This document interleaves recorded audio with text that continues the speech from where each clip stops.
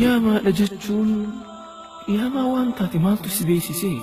ويا مخلوقتهم دربين خاسي حسابك درد ليسي قاف أبليس ليسي فرقون هماتي هذا في أبالي نمد بجيسي قيامة لجتشون خم مخلوق نشفت كل لفاياء أرض المحشر اتهم دي والقو خن أسيت هماتي قافت تشينو ورّي أسرته لقمتشون في جيدتشي ولينقو قيامة لجتشون guyyaa haadhaa fi ilmoon karaa yaatu uumaan rabbii hundi gaafa wal dheessitu gaafa jaarsi jaartii isaatuu dagatu gaafa ilmoon xiqqoon rifaatuun arrooytu qiyaamaadha jechuun biyya sheenaan teetiis humaatti siin goone booyinsi keetilleen hawaas hin fayyanne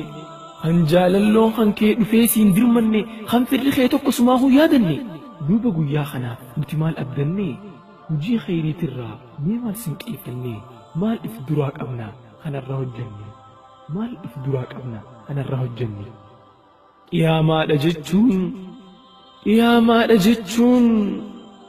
qiyaamaadha jechuun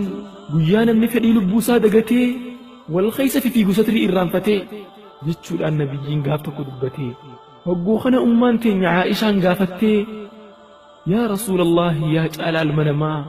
akkamitti namni qaama qullaa deemaa moo gaafas qaamfeetu nu keessaa fuudhama anti yaa naan galle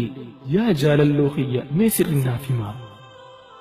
hoggaa kana nabiin Aa'ishaa dubbatee yaa Aa'ishaa tiyya dubbiin laaftu seete rifaaturraa hibarnamuu if dagatee baara gaafinaasuun qaamni isaa bututee waan shahwaadha ja'an waan qaanfiidha ja'an waan fedhiidha ja'an guutuu irraanfatee olii gaffi fiiga sammuun sadhamaatee akkana jechuudhaan nabiin rabbii qaaliin Aa'ishaa dubbate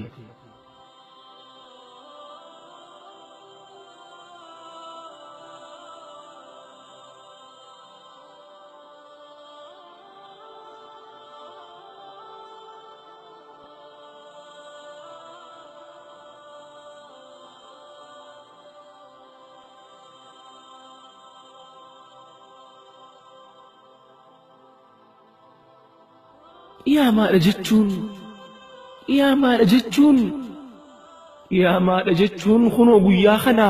akkamitti nuti saciifneetu rafnaa yaa ikhwaanii hin taphatina guyyaa guddaa kanaaf ammumaan qophoofna qiyaamaadha jechuun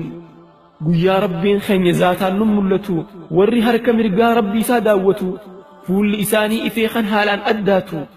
waan arra dalagee rabbitti ol kannate fudhachuuf eeggatu guyyaa lubbuun taanis lubbuun hin dalagatin bar akkaan sheenoytu yaa laytanii jechuun guyyaa quba nyaattu